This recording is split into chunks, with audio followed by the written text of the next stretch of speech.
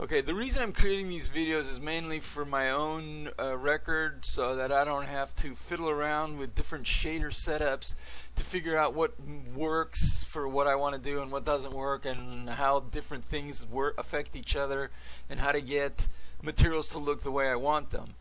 But I also decided that this could also be good for as a tutorial or for tips for other people to save them time, so they don't have to fiddle around and try to figure out how to get materials to look the way they want them.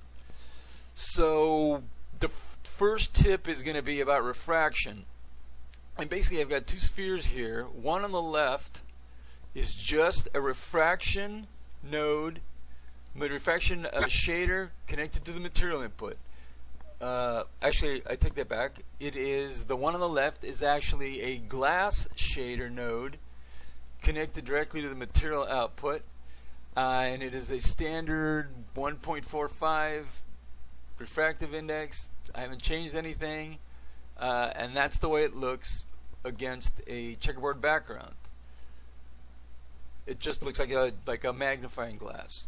The ball on the right is the same thing as the ball on the left, except I have added a mixer node, a mix shader node, where I'm mixing the glass shader with a diffuse shader and using a Fresnel node or fernell node, depending on how you pronounce it, as the factor. And what happens here is you can see that the diffuse shader starts to come in right at the very edge when the fernell is set to the same refractive index as the glass. If I crank up the refractive index of the fernell shader, so I crank it up to 1.6, you can see that the border starts to get thicker. The diffuse shader starts to come in a little bit more, and the part that's affected by the diffuse shader is more obvious as I increase the refractive index of the fernell. If I crank it up all the way up to 2, it becomes very obvious that it is basically taking over the sphere as it gets higher and higher and higher. One thing that is noticeable about this is that the fernell shader only appears to affect the refraction of the sphere, but does not affect the glossiness of the sphere, which is interesting because I thought that the way this was supposed to, a way a mix shader is supposed to work, is that you're just basically choosing, it's basically using the factor to pick how much of each shader to work, to combine. But apparently that is not true, because part of the glass shader is still in full effect, and that's the gloss part. It's not affecting the diffuse shader is not affecting the glossiness of this at all. And one way to see this is if I cut off the fernell shader, I have glossiness, and now I have a uniform amount of diffuseness throughout the entire sphere. If I crank the mix shader all the way up, the glossiness goes away. If I change the diffuse shader, the mix shader to a 0.9, now I'm starting to see the reflection, but that's because I have 10% glossiness. So yeah, okay, so there's some glossiness there, you see the reflection. But the reflection only disappears when I go all the way up to 1. And then the ball becomes completely diffuse, and you see no glossiness and no refraction whatsoever. But if I reconnect the fernell shader into the factor, you can see that the glossiness on the sphere that is fully affected by the diffuse shader is the same as if there were no fernell whatsoever, as if the fernell were basically 1. It doesn't change. It doesn't get any brighter. It doesn't get any darker. Nothing has changed. It's the same amount of brightness on the reflection, whether I'm at 1 or whether I'm at 5. Now another thing to notice is that this internal reflection disappears. the sphere has an internal reflection from the lights. As you can see here on the left side sphere, there's a bright spot in the lower left hand quadrant of the sphere, which is gone in the right hand sphere. So the Fresnel affects the refraction because it's preventing that internal reflection from happening. If I lower the refractive index back down, the reflection comes back. The internal reflection comes back. And if I crank this up enough to barely cover it, does it yes. You can see that at the point where the diffuse shader kicks in, it inhibits the internal reflection from happening. So what it looks like is happening is that the factor is affecting the refraction, the refraction of the material, but not the glossiness of the material at all. And even if I crank this to 10 so that the ball is completely opaque, or even more than that, if I go to 30, I still have glossiness from the surface, but there's clearly no refraction going on at all. It looks like a shiny blue ball. So there's some weird interaction here that is not doing what I would have expected. I would have expected that the shader, this mix shader, should just gradually change from one shader to the other based on the factor, but it's not doing that. It's retaining some properties of one shader and only replacing other properties of and only replacing some of those properties with the bottom input of the mix shader. So I don't really know what's going on there. I might have to fiddle around with some settings. Try to see if I can replicate this using a separate refraction node and a glossy node to simulate a glass node and see if that's the case. But other than that, basically all the Fresnel shader does is it slowly increases the amount of the diffuse shader that gets added to, that gets mixed with the glass shader to produce a blue glow around the edge of the object. You can use this to, if you wanted to simulate a planet atmosphere. There's another thing I forgot to mention. If I change the refractive index of the glass material to 1, so basically it has no refraction, the diffuse material has now crept further inward, as if I had used a higher index of refraction on the Fresnel, which is like, what? Why would that happen? Why is there an interaction between the factor that's being used to mix these two shaders and the refraction of the glass shader? It's rather odd. I have to turn this all the way down to 1 in order to get it to disappear entirely. Anything more than that makes the Fresnel come in. So that's another thing to take into consideration. If you change the refractive index of the glass, or I'm guessing even if you're using a refraction shader node, the same thing would happen.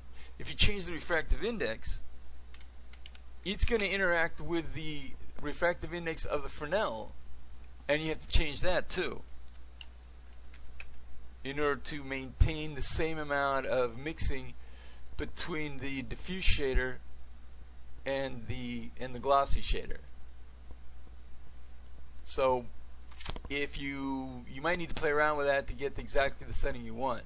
But like I was saying, if you want to simulate an atmosphere of a planet, what you might want to do is not use if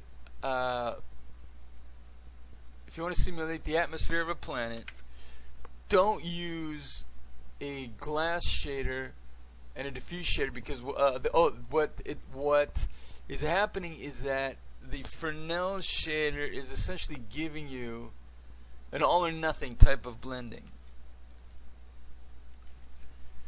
It's not giving you a smooth transition from the diffuse shader to the glass shader.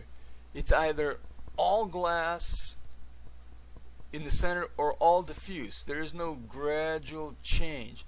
So that's another thing that's kind of odd. I would have thought that the Fresnel would slowly transition from diffuse to gloss as you move towards the center, but it's not doing that. If you try, there's another node that has a similar effect as the Fresnel shader. That's the layer weight node. If you use a layer weight node instead of the Fresnel node, you can use the facing output of the layer weight node, which I think gives a better result than Fresnel, because the facing output actually works the way I would expect it to work. It does give you a smooth transition from the diffuse shader to the glass shader. I'm going to turn the glass shader back up to 1.45, and now you can see here that with the facing output of the layer weight node, I'm getting what I expect: a gradual transition from no diffuse in the middle to, I'm guessing, 100% diffuse at the edge. This would produce more of an effect that you would expect to see for a material where the amount of Fresnel changes with the angle of incidence, with the angle of the viewing angle. Like if you're looking through an atmosphere of a planet, as you approach the limb of the planet, you're seeing more and more atmosphere, and the opacity increases, so it would become whatever color you want to use, blue, or if you want to do a planet with a red atmosphere. That works the way I expect. So you might want to use the layer weight node instead of the Fresnel node to achieve that, because as you can see, as I crank up the blending factor, I'm getting more and more. The transition becomes stronger from the center to the edge, but it's always a smooth transition, not a very rapid transition like you do with the Fresnel node. With the Fresnel output, you can see here, the Fresnel output gives you either all glass or all diffuse. There is no transition between the two. So I don't really know what's going on. So again, if you want to do an atmosphere, use the layer weight node with the facing output. That'll give you this look of a planet with an atmosphere that gets where the color of the atmosphere gets stronger as you approach the limb of the planet, like this. If you want to simulate glass, use the Fresnel node.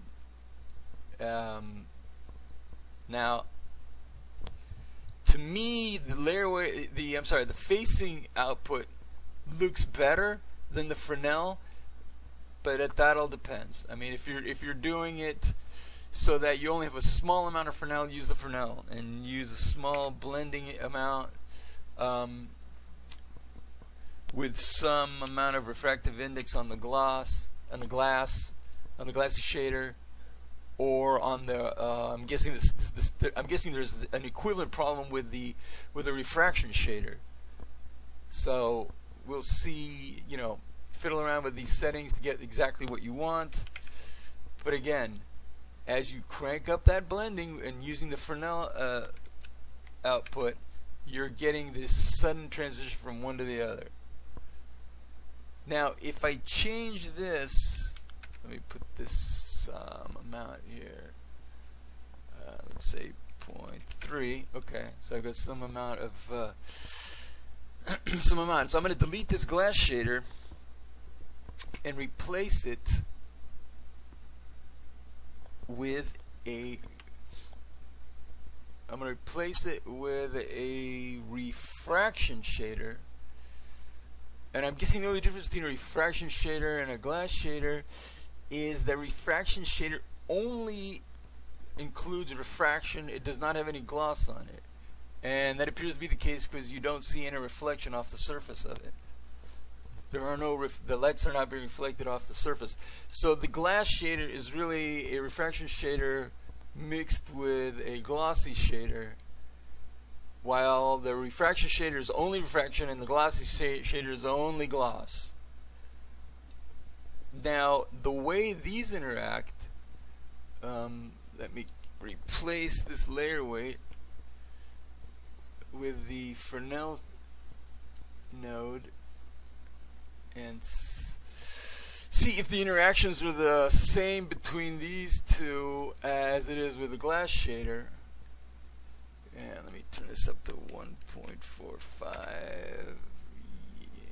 if I crank it up to 2, does it do? Yeah, it does the same thing. So the interaction between the Fresnel and the refraction is what's going on. The Fresnel, the factor, changing the factor only appears to affect the refraction, and it does not appear. It does not affect the gloss, which is part of the glass node. So you might want to, instead of using the glass node, use a refraction shader and a glossy shader, mix them together so you can play around with the settings independently of each other and see how that interacts with the Fresnel shader. But I prefer to use the layer weight shader because that gives me a better control over how the two are mixed together. This gives me a better representation of what I expect to see when I'm looking at some material that is slowly getting more opaque as I look at the edge. Of course, you'd always reverse the two, and you end up with a reverse effect. So now instead what's happening here, it's dark in the middle and becomes more reflective as you approach the edge. If I reduce that, you can see that the reflectiveness moves closer to the edge. If I crank this up to 7, now it's glossier, closer to the center. With the Fresnel with the Fresnel output, it does the same thing except in the opposite direction. So now what you're getting is everything has a diffuse over it, but the center has this circle in it, this dark blue spot, which is the opposite of what's going on when I have a high Fresnel controlling the factor. So that's odd. That's odd. It's not. I would expect there to be a solid blue spot in the middle and perfectly clear on the outside, but that's not happening. So reversing these does not work the same way. So there is some interaction between the factor and the first input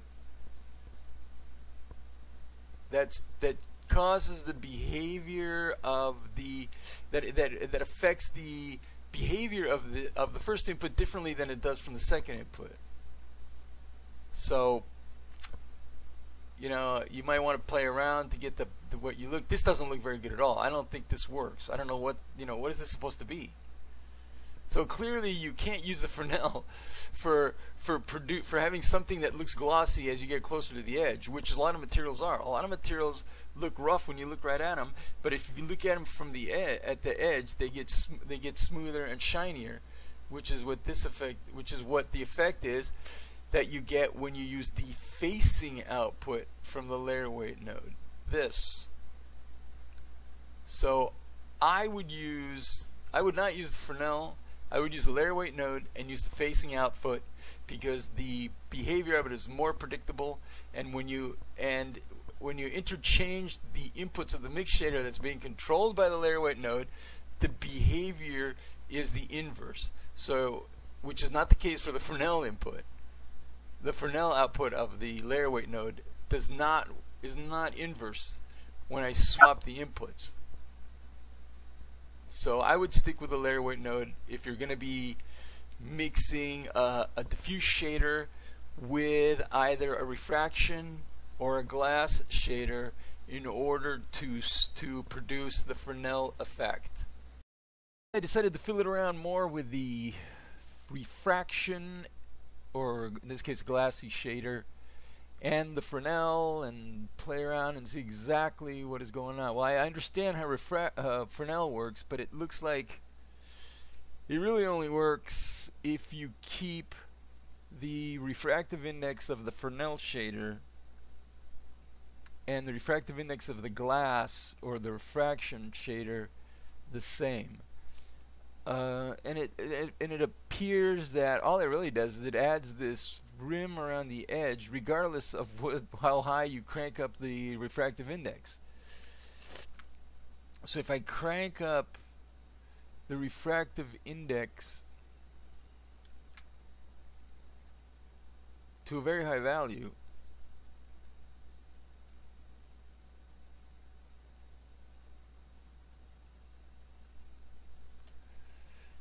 as long as they're both the same, the sphere looks the same. So whether I have, a refractive index of 1.7 or a refractive index of 1.2, as long as they're the same, I get the same effect. The refraction in the center with a slow tapering to the diffuse on the edge, or typically what is done is you use a glossy shader instead of a diffuse so that you get more glossiness at the edge. It becomes more and more reflective as you approach the edge. Maybe that works better than with a diffuse shader. I mean, if I turn this up now to 2, that's what it looks like. It just becomes very reflective, although there's still this dark area here, so it's not 100% gloss.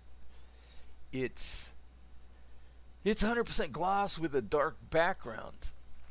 Okay, so if I turn the refractive index of the glass shader to be the same as the Fresnel, well, it doesn't really look any different at a refractive index of 2 than it does at a refractive index at 1.2.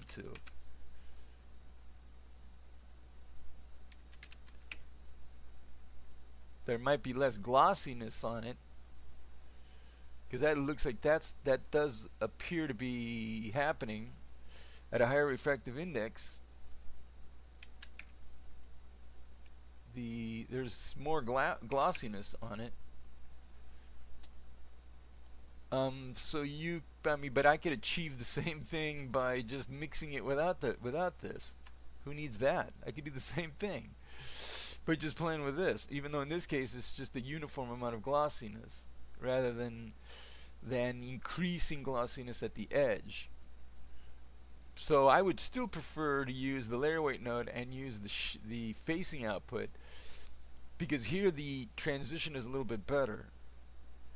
You can see that the glossiness increases in a smooth rate from the center to the edge, depending on the blending value,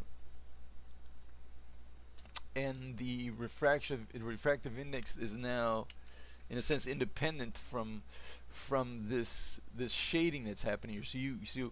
So by using the layer weight node with a facing output, you can control the rate of the transition between the two shaders, independent of the refractive index of the material, which is not the case with the Fresnel output, with a Fresnel node.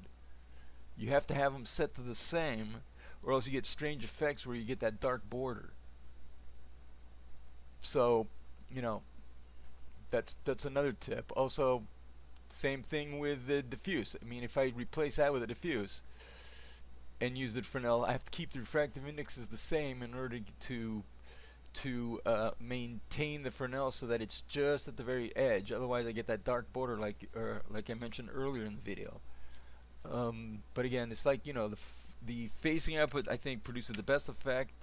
If you want to produce, something like this, where you have a material that becomes more diffuse around the edge as the angle, the view angle becomes more of a grazing angle, or you can reverse the order and it becomes more reflective as the angle becomes more of a grazing angle. If you want, you can use that.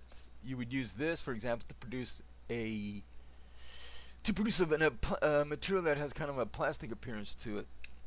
Use a glossy shader and a diffuse shader, and use the facing output at a low value, probably 0.01, so that it becomes glossy right at the very edge. Although in most cases you would just use the straight mixing and mix the two together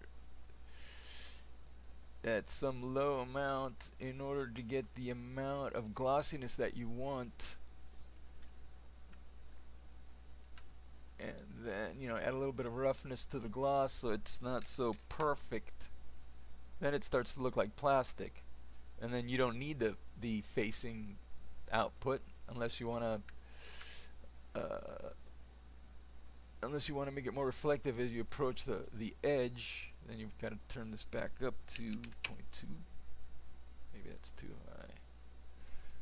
0.1. Then you can play around with it, make it look a little bit plasticier. So now it's a little bit more reflective around the edge and diffuse in the center. If we use the Fresnel instead, the effect becomes very strong only at the edge. 0.2. The Fresnel gives you a more rapid transition, so you have the center of the image remains more consistent, and then at the very edge it becomes glossy. So this is probably better for creating a plastic material. Use the Fresnel output. The Fresnel node with a reasonable refractive index, and you'll get a very high amount of glossiness right at the very edge, with some slight amount of glossiness in the middle, like this. Maybe turn the gloss, fuzziness, the roughness down a little bit. Turn it down 0.05.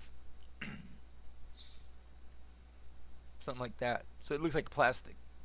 An addendum to the previous video, or what I said earlier, I replaced the glass node with a refraction node, a glossy node, and a mixer to mix the two of them. And I set the mixing ratio to a value that mimics the way the glass node works. And what I found, that this configuration is not the same as a glass node, because it behaves differently and it behaves incorrectly. It has reflections that take place that shouldn't take place when you set the refractive index to 1. If I set the refractive index to 1, there should be no reflections whatsoever. But that is not the case, because the mixer node is mixing the two together, and so there's always going to be a little bit of reflection in here. So the glass node is the correct node for any transparent material with a refractive index, and that should be used. And you shouldn't use this combination unless you want some special, some special behavior that is unrealistic. So yeah, that's not the case. So don't use this unless you want something that's unreal. In this setup, I'm using the same nodes, the same texture nodes as before, the same shader nodes as before, I should say. The same shader nodes, I'm using the same shader nodes as before, except this time I've applied it to cubes instead of spheres. And some of the behavior is slightly more obvious as to what's going on. On the left hand side, it's just a standard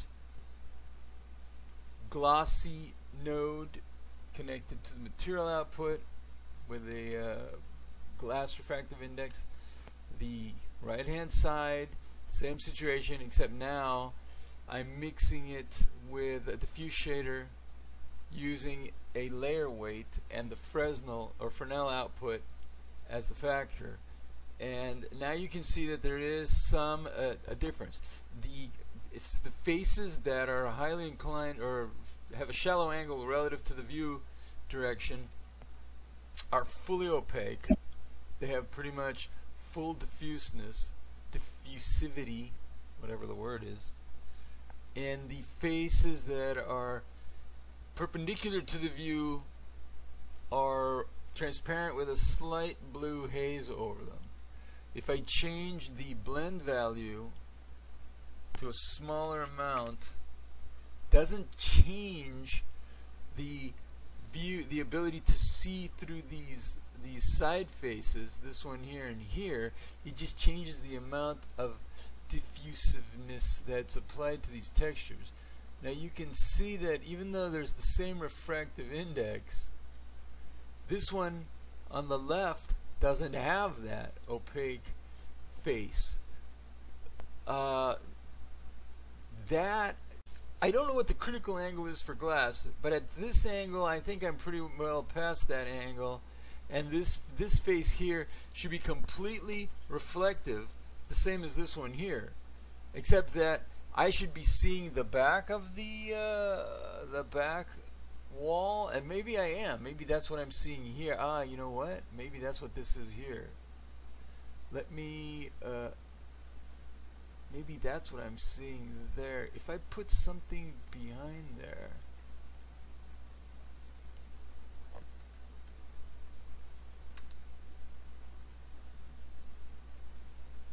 let me,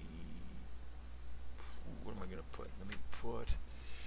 Let me put a cube, scale it to 0.2, GZ1,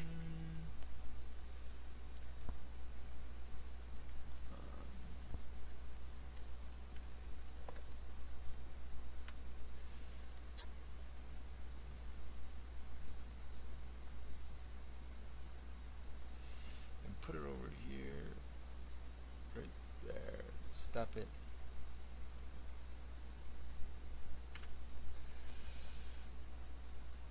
That little cube. Okay, let me scale X 3 G X. Let me move it over. Aha. Okay.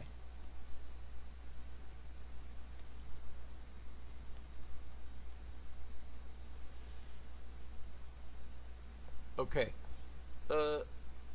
I have put this small cube here, and the critical angle is working correctly on this material here, because this cube is hidden, because what I'm looking at here is the reflection of the back wall on this face, and I'm not really seeing straight through the face. So the critical angle works correctly here. Now the odd thing is, on this side I should be seeing the reflection of the back wall on here, but instead I'm seeing this blue material. I'm seeing the diffuse material instead of the reflection. If I move this cube over to here, you don't see anything through it. It's just completely blocking anything. It's blocking the reflection, and it's blocking any transmission. So this is, I don't know, it seems to me that at a low Fresnel setting, I should be seeing the reflection of the material in the background off of this, the internal reflection of the material in the background off of this face, which I'm not. So I don't know how effective that is. If I crank up the blend factor to higher and higher levels, the cube gets bluer and bluer and bluer. The internal angle works because I am not. Oh, yes, I am.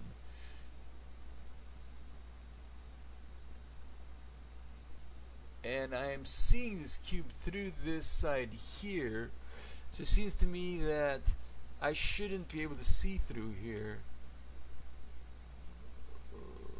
Maybe not, I'm not sure. Okay, doesn't matter, never mind. So as I turn up the blend value on this, the cube gets bluer and bluer and bluer, but I'm still able to see through the cube until I reach a value of 1. You know, I can go up to 0.99, whatever. I am still able to see here, and the odd thing is I am seeing the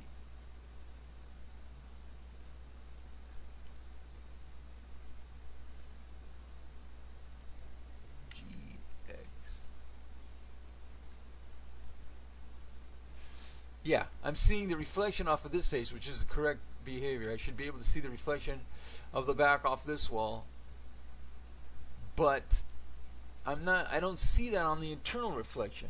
It should be able to see this back wall fully reflected on here, but I'm not, and I don't know why that happens. This should look like this, except with the blue diffuse texture over it, but that isn't happening unless I turn it way down. I don't know. Oh, well, there I can see it, but geez, how low do I have to go? 5? No, it becomes very dark. 0.03, no. 0.02, no. At 0.01 it becomes reflective. So maybe at this point there isn't any more diffuse texture, and then I can see the reflection off the background. But you can see how this behavior also depends on the shape of the object. So you might probably going to need to take that into consideration. If you have an object with curved surfaces versus an object with faceted faces, this is probably also the case for let's say a dodecahedron which has faceted faces. You're going to be able to, it's going to look like this. You're not going to have this effect here. You're going to see some faces that are fully reflective and others that are transparent depending on the angle. The behavior is different than a sphere, so you'll just have to play around with the settings to get the look that you want.